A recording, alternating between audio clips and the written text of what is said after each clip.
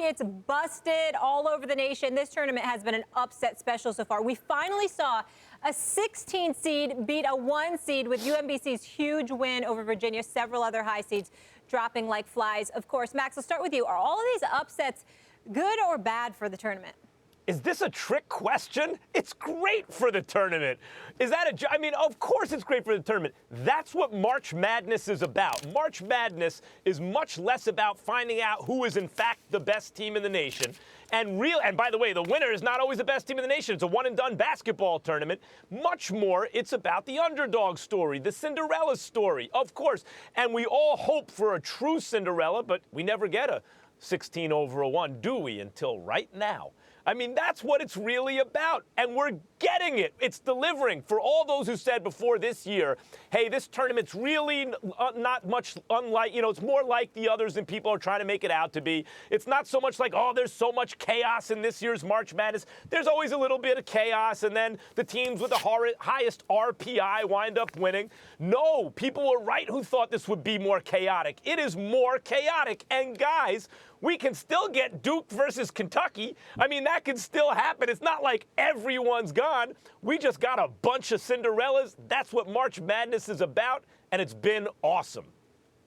Well, I will tell you this. We respectfully disagree, Max. I get where you're coming from because we love March Madness. Please don't get me wrong. I'm not trying to poo-poo it. March Madness is one of my favorite times of the year. Don't get me wrong. But damn, does everybody have to go down? I mean, we're looking for that Cinderella, maybe one or two of them. But everybody? I mean, Virginia's gone. Arizona's gone. Michigan State's gone. North Carolina is gone. I mean, come on. I mean, when it's something like that, I don't think that's good for college basketball. Certainly one or two teams coming up the rear and surprising the world and what have you at that particular moment in time. I get all of that. That's an incredible feel-good story. These are collegiate athletes. You see their parents at the game. You see school administrations. That student body is nothing better than watching that student fan base support their team and somebody coming out of nowhere. This is how we found out about Brad Stevens. Look at the job that he did at Butler years ago. That's why he's a head coach in the NBA with the Boston Celtics as we speak, because his greatness was first highlighted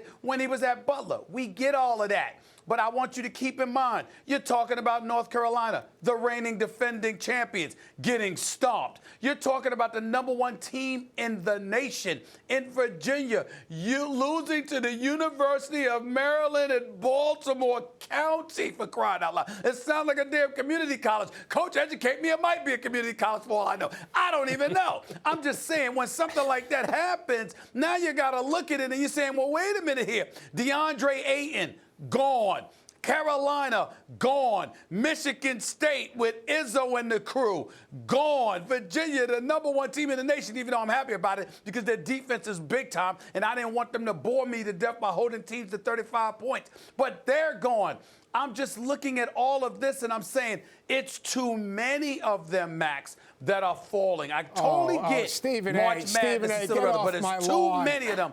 Stephen A., Go ahead, Coach. I'm disappointed in you, Stephen A. I am disappointed in you. Get off my lawn. You sound like an old man complaining. Give me a break. First of all, people watched the first weekend of the NCAA tournament to see exactly this, to see the upset, to see the underdog do what they do. But just so you can take a deep breath, Stephen, just take a deep breath. You still got Duke. You still got Kansas. You still got Villanova. You still got the Blue Bloods that you want to see. Michigan. All right, Michigan. Oh, you love the Michigan. Had to go with Michigan. All right, but the reason people watch guys running around in a track in NASCAR 8,000 times is because they're waiting for the crash. They're waiting for the crash. Mm-hmm. And you know what? The reason that the first round of the NCAA tournament is so exciting?